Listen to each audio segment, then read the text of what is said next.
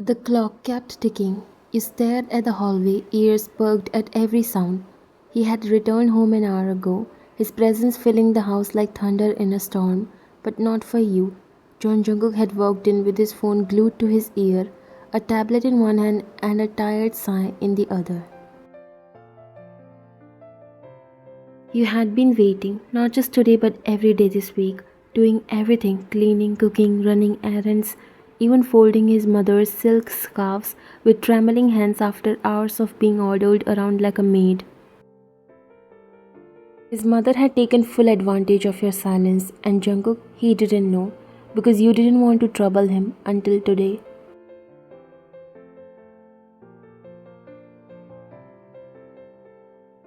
You knocked and peeked inside. Are you free now? Just one more call, Bailey. He said without looking up. You nodded and waited.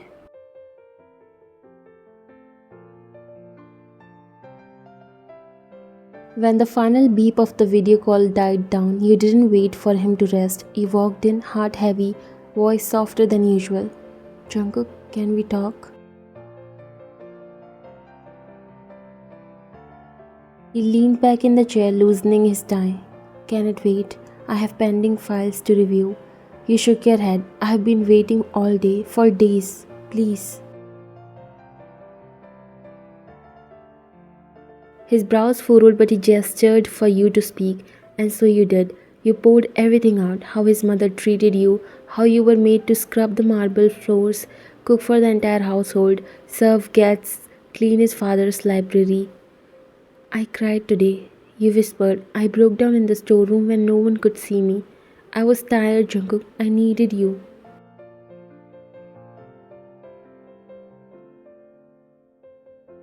Jungkook leaned back in his chair, rubbing the back of his neck while you stood there, heart hammering against your chest.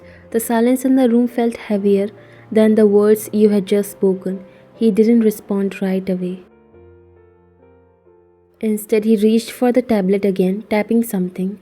His laptop was still open in front of him, the screen filled with charts and reports. He wasn't looking at you, not really. That's when it hit you. He wasn't listening. Not fully, not the way you needed him to. Jungkook, you called again, firmer this time. Are you even listening to me? I am. He replied, eyes still on the screen. I'm just trying to finish this before midnight. Your stomach twisted. His fingers continued typing as if your words had been nothing but background noise. The ache in your chest bloomed into something sharper, hotter. Your voice cracked. You're not hearing me. And without thinking, your hand moved on its own. You reached forward and shut the laptop with a sharp thud. The click of the lid echoed through the room like a gunshot. His eyes snapped up.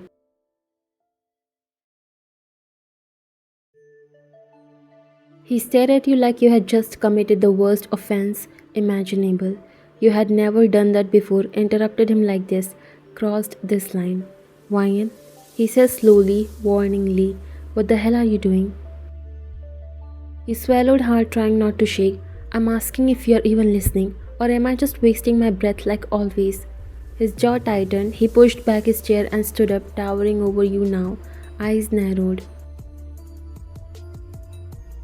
I said I was listening, he said. His voice was low and taut with frustration. You just walked in here, dumped all your emotions on me while I'm trying to wrap up work for tomorrow's presentation. I'm your wife, you shot back, and I've been dying inside while pretending everything is fine. Doesn't that deserve your attention for just 5 minutes? He scoffed, running a hand through his hair. And I have been working non-stop, Ryan, trying to keep this family afloat. Do you think it's easy for me either? He took a step back, your breath was trembling. That's not the point. He cut you off sharply. So what? You did a little housework, and now you're falling apart. I work all day even when I'm dead tired. I don't come crying about it. You did it for one day and now she's suddenly treating you like a maid. Don't be so dramatic, Wyan. The words hit harder than a slap. They cracked through the air and into your chest like glass breaking. You stare at him, eyes wide, mouth parting, your body frozen where you stood. His words replayed in your head on loop, dramatic, one day crying. You felt your throat tighten, but no sound came. Your hands fell limp to your sides. To him, it was just another argument, an expression of stress and annoyance, but to you, it felt like betrayal. Like the man you had loved, trusted, waited for, had just invalidated every wound you had tried so hard to hide. You blinked fast, trying to hold back tears, but your vision blurred anyway. That's how you see me, you whispered, as dramatic. He didn't reply, not immediately. Maybe he didn't realize what he had done yet. Maybe he was still too wrapped in his frustration to notice the cracks in your voice. You stepped back slowly. Okay, you said in a shaky breath. I understand. Why and wait. He started, but you were already turning away. You didn't yell, you didn't scream, you just walked out of his office, out of that moment back into the silence of a house that no longer felt like a home. And upstairs, behind a closed bedroom door, you finally let the tears fall alone.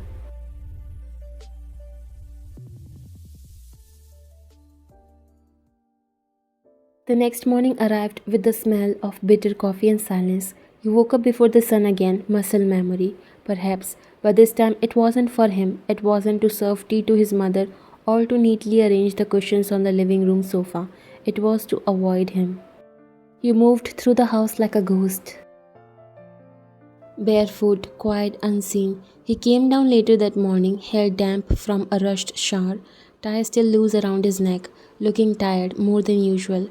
You were in the kitchen preparing breakfast for the family like always, but something was different. You didn't look at him, Ryan. He called softly, his voice almost hesitant. You didn't respond. You stirred the porridge silently, scooped it into bowls, and placed them on the table. He cleared his throat. About last night, I'm sorry, I didn't mean what I said. Still, you didn't respond, not with words, not even with a glance.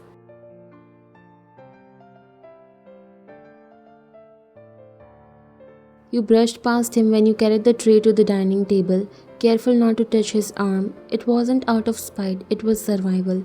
You didn't trust yourself to speak, you didn't trust your heart not to burst.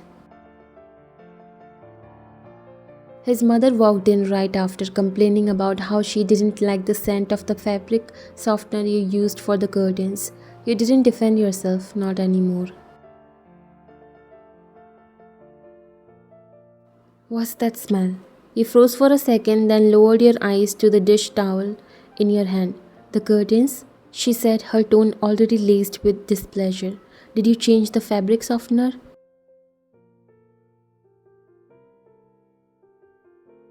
You didn't reply right away. You were still reaching for the tray of teacups.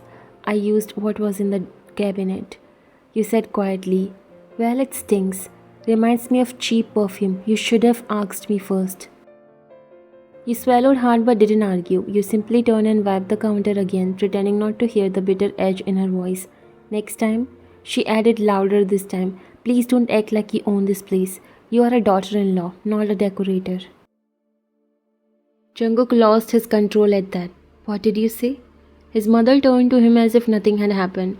I was just telling her not to use the floral softener again. It smells awful, makes the whole room feel stuffy. He placed the mug down with a soft clink, eyes narrowing. And that's something you needed to say right now, in the middle of breakfast? She needs to be corrected sometimes. It's not a big deal.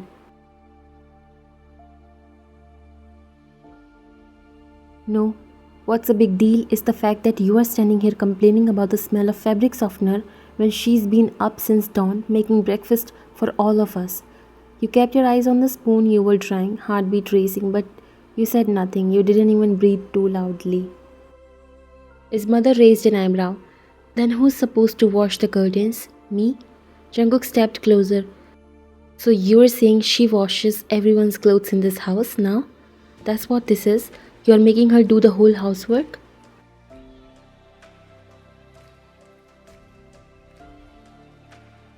Her eyes widened slightly. It's not like that. She's not forced. And it was just one time. I asked her to help, but she chose that awful scent.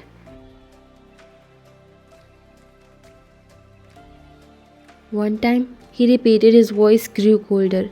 That's funny because I'm starting to realize there have been a lot of one times cleaning, cooking, arranging the library, scrubbing marble floors. His mother's smile faltered. You are making it sound worse than it is. No, he said firmly. I'm calling it what it is. You still didn't move, still didn't speak because no matter what was said, what was defended, what was exposed, it didn't erase what had already been done. You didn't need saving from her, you had needed support from him when you broke, and he hadn't given it. Now he was angry, now he was defending you, but it felt late, too late.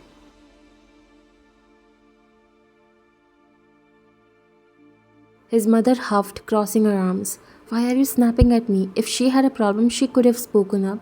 You quietly picked up the tray and walked to the dining table.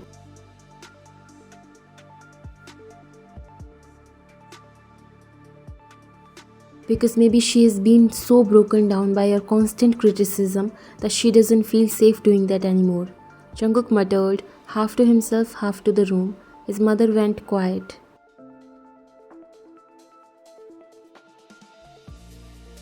You didn't turn around, you didn't even flinch. You placed the bowls in front of the family members quietly, lips pressed into a neutral line, and sat down at the farthest corner of the table beside no one. Jungkook looked at you as if hoping you might glance up, a single look, a flicker of gratitude, a thread of recognition, but all he saw was emptiness. You didn't speak to him, not during breakfast. Not that afternoon, not that night. You weren't punishing him. You were protecting yourself because sometimes silence wasn't a weapon, it was a wound, and yours hadn't even begun to scab over. The silence wasn't just in your voice now, it was in the air. It lingered in every room, thick and heavy, like fog that refused to lift. Even the house itself felt quieter, duller, colder. The kind of silence that no sound could fill. Not footsteps, not phone calls, not even the distant hum of the television. Jungkook left on just to break the echo. You didn't speak to him, not in the morning, when he sat at the table across from you pretending to read the news on his phone while secretly watching your every move. Not in the hallway when you passed each other like two strangers living beneath the same roof. Not at night when he laid awake listening to the rhythm of your breathing, watching your back turned to him like a wall he couldn't scale. It was slow, agonizing, like watching a glass of water tip in slow motion, helpless, knowing it would crash, knowing he couldn't catch it in time. It's been 3 days. He stared at his computer, but the words blurred into meaningless symbols. Graphs, numbers, deadlines, none of it held weight when your voice was gone from his world. He had always thought of silence as peace. Now it felt like punishment, and he knew he deserved it.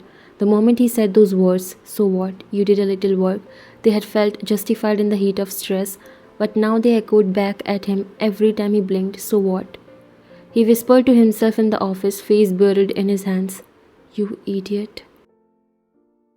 You were hurting. You had opened your heart to him and he had trampled it like it was nothing. Now all he wanted was a chance to fix it, to undo it, but your silence left no instructions. That evening, he came home earlier than usual. He didn't tell anyone, just took a half day and left the office, ignoring texts and missed calls. He drove with one hand on the wheel and one hand fisting the hem of his coat, anxiety crawling up his throat like vines. The house was quiet. You were in the kitchen finishing dinner preparations, still doing your part, still fulfilling your duties, but now it looked mechanical, emotionless. You didn't look up when he walked in. Let me help, he said, stepping forward. You handed him the spoon silently and turned away. No eye contact, no emotion. He took the pot off the stove and stirred, heart racing as if you had handed him a fragile relic instead of food. I was thinking, he began hesitating. Maybe tomorrow I could cook for you. Just you and me. We could sit in the backyard. Silence. He looked at you. You were rinsing dishes, shoulders stiff. Your profile was calm, too calm, the kind of calm that comes after emotional Destruction. The kind of calm that doesn't belong to someone who's okay. Ryan, he said your name like a prayer. Please. Nothing. His fingers curled around the spoon. He was breaking inside, and you, his wife, his safe place, had become unreachable. I made a mistake, he whispered, a big one, and I hate myself for it. Still nothing. Later that night, he stood outside your bedroom door. You were already inside. He could hear the soft creak of the wardrobe, the rustle of bed sheets, but he didn't have the courage to enter, not yet. So he stood there, forehead leaning against the wood. I didn't mean to call you dramatic, he said quietly. That night I wasn't thinking, I was tired. But that's not excuse. There was a pause, then he added, softer this time. You needed me and I failed you. You opened up and I shut you down. And I have been regretting it every second since. His voice broke then just slightly. I don't care about the softener or the food or anything else. I just want to hear your voice. Even if you're angry, even if you yell, just talk to me. Still, you didn't respond. Inside, you were sitting on the edge of the bed, staring at the floor. His voice stirred something in your chest, but it wasn't enough, not yet. The wound was still too fresh. Outside, Jungkook waited for a few more seconds. Then he turned and walked away slowly, shoulders slumped, head bowed like a boy who had just lost his way home.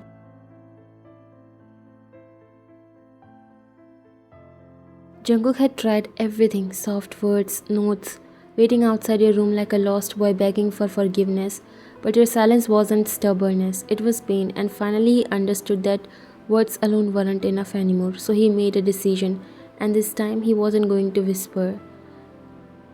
He was going to show you that he was done letting you fight alone.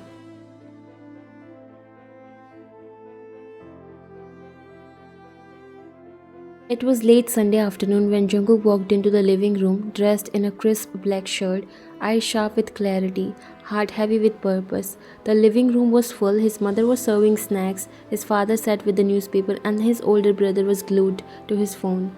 You were in the corner arranging the bookshelf, keeping to yourself like always. Jungkook cleared his throat. I need everyone's attention. You paused. His mother raised an eyebrow. What's the matter? He didn't hesitate. I want to talk about my wife. A subtle silence fell. You straightened up but didn't turn around.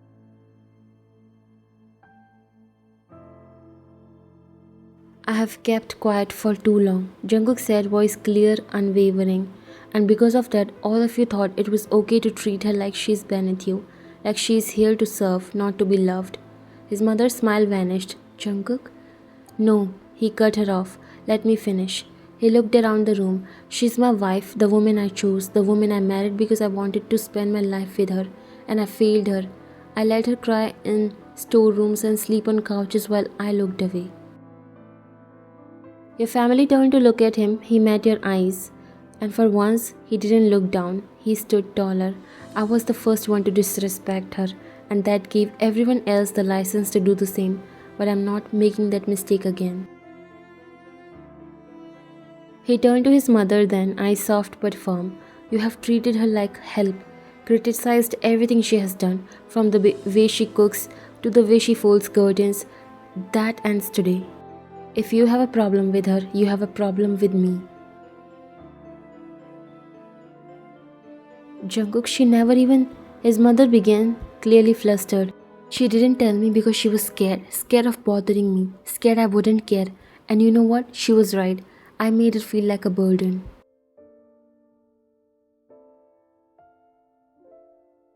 Everyone went silent. He inhaled deeply and then added, I'm not staying in this house anymore. Your heart skipped. I don't want a home where my wife is treated like she is less than anyone else. I've already hurt her enough. I won't let anyone else do the same. He turned to you now. I know I broke your trust, he said, his voice suddenly shaking. But I'm ready to start over. Somewhere quiet, somewhere safe, somewhere you can breathe if you let me try again. You stare at him, stunned. The man who had once dismissed your tears was now publicly tearing himself open for you.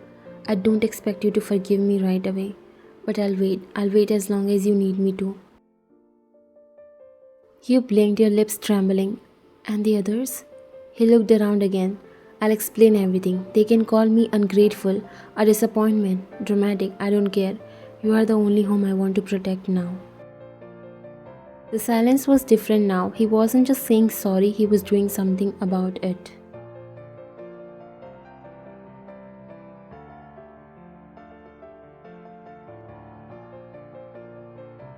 One week later, the two-bedroom apartment wasn't lavish, but it had sunlight and peace and space for both of you to heal.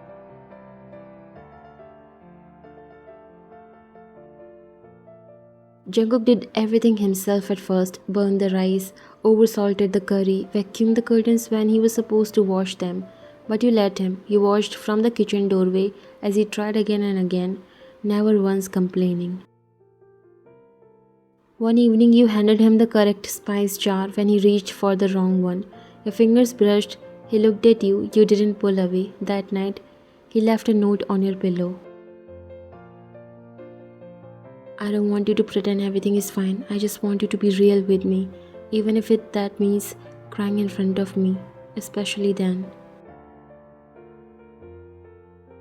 You didn't write back, but you slipped into bed beside him and you didn't turn your back.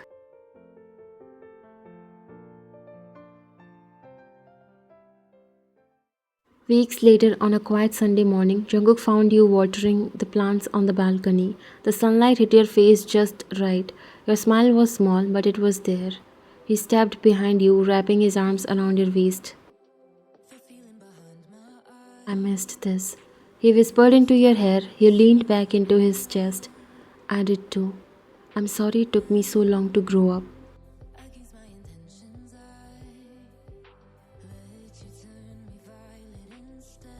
You looked at him, this time with gentle eyes. You didn't take long, you just needed to see. He smiled and kissed your forehead, and for the first time in a long time, it didn't feel like you were trying to hold a broken house together. You were building a new one together, not a perfect one, but one full of truth, effort, and love.